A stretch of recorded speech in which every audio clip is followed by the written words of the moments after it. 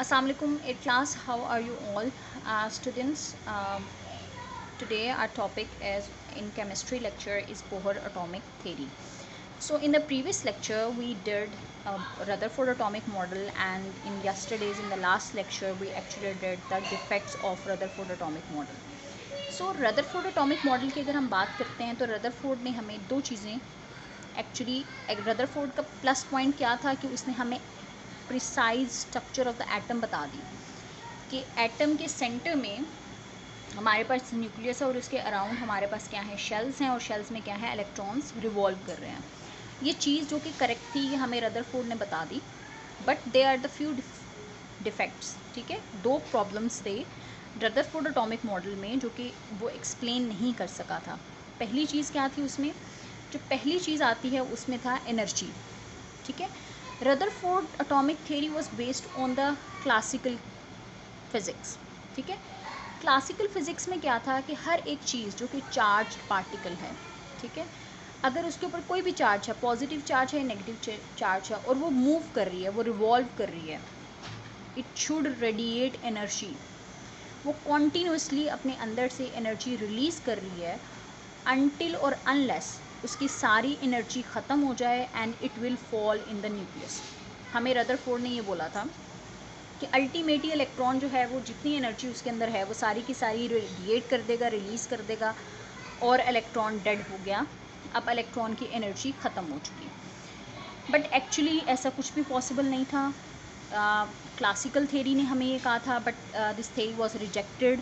And secondly उसकी जगह पे एक न्यू थ्योरी आई, प्रपोज की हमने, that was the quantum theory.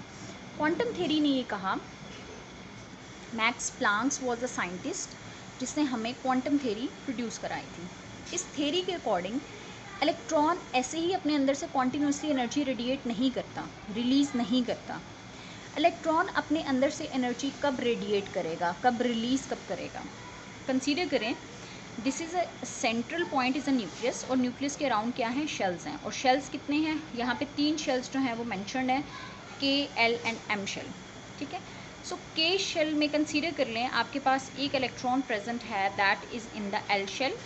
हर एक शेल में जो एनर्जी है वो डिफरेंट है. फॉर एग्ज़ाम्पल के शेल की एनर्जी डिफरेंट है. अगर इसकी मैं कहती हूँ 5 जॉल एनर्जी है, इसकी 10 जॉल एनर्जी है, और इसकी 15 जॉल एनर्जी है. ठीक हो गया. सो इलेक्ट्रॉन कहाँ पे प्रेजेंट है, इन द एल शेल, और इस शेल की एनर्जी कितनी है, 10 जॉल. सडनली इलेक्ट्रॉन ने क्या किया, एनर्जी एब्जॉर्ब की. कहीं से भी वो एनर्जी एब्जॉर्ब कर सकता है. एटम है, सन से एनर्जी एब्जॉर्ब कर सकता है या किसी सोर्स से एनर्जी एब्जॉर्ब की, और एब्जॉर्ब करने के बाद अब उसकी एनर्जी 10 जॉल से ज़्यादा हो गई है. अब वो इस शेल में रिलाई नहीं कर सकता. इट हैज़ टू जंप और move towards a next shell जिसकी एनर्जी उसके साथ मैच कर रही होगी. सो इस इलेक्ट्रॉन की एनर्जी बिकॉज 10 जॉल से ज़्यादा थी, now it has moved enter into the next shell, that is the M shell. अब क्या होगा, what will happen, electron that have gained the energy, now it's a time to pay back that energy that has absorbed by the atom. Atom ने जो energy absorb की थी, electron ने, sorry, अब वो टाइम है कि उसे वो एनर्जी पे बैक करनी है. इसने, अगर मैं हम कहते हैं कि 5 जॉल एनर्जी गेन करके ये एल एम शेल में चला गया था, अब इसे वो एनर्जी क्या करनी है, रिलीज़ करनी है. रिलीज़ करने के रिज़ल्ट में क्या होगा, इलेक्ट्रॉन जब वापस अपने शेल में आएगा, जितनी एनर्जी इसने एब्जॉर्ब की थी उतनी एनर्जी वो क्या करेगा, रिलीज़ करेगा. ठीक हो गया. सो इस तरह से इलेक्ट्रॉन कॉन्टीन्यूसली अपनी एनर्जी ना ही रिलीज़ कर रहा है और ना ही वो कॉन्टीन्यूसली एनर्जी एब्जॉर्ब कर रहा है. Fine, this was a max Planck's quantum theory. ठीक है, और इसी बेसिस पे बोहर एटॉमिक मॉडल बेस कर रहा है हमारे पास.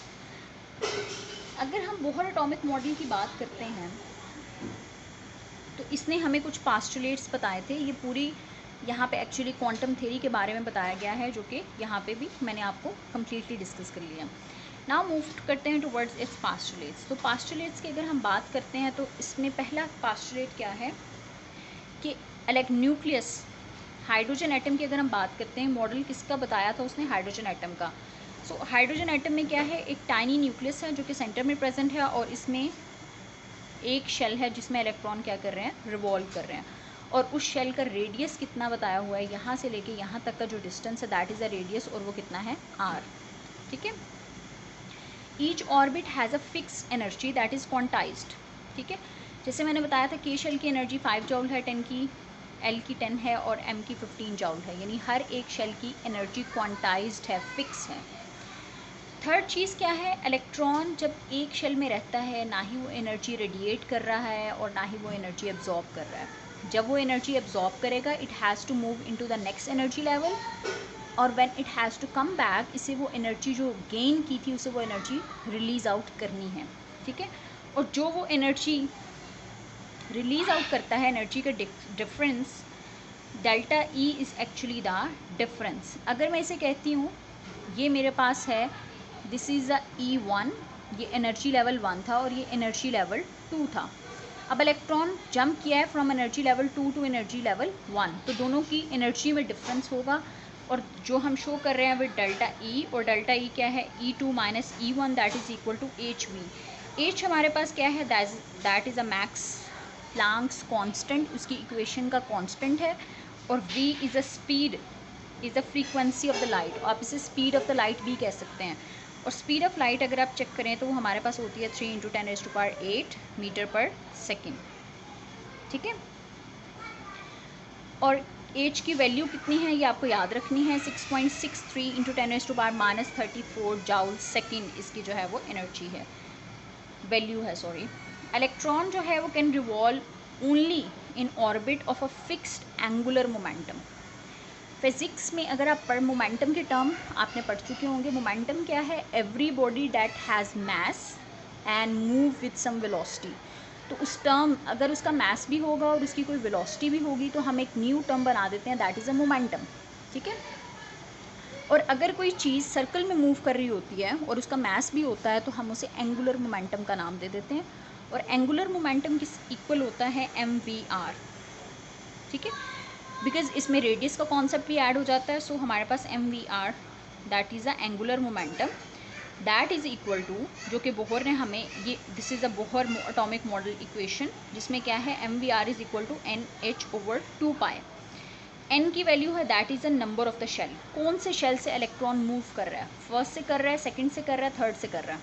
ठीक है, एच की वैल्यू हमें पता है 2 ऑलरेडी कांस्टेंट है, और पाई की वैल्यू हमें ऑलरेडी पता होती है दैट इज़ 3 × 10⁻3.14। ठीक है, ये हमारे पास पाई की वैल्यू है।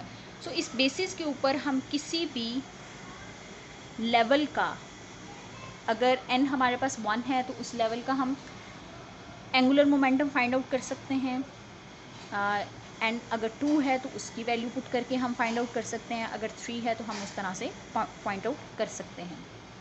ठीक है, so this is actually the long question that is very much important for the board point of view, and you have to learn it whole with, and this diagram is compulsory.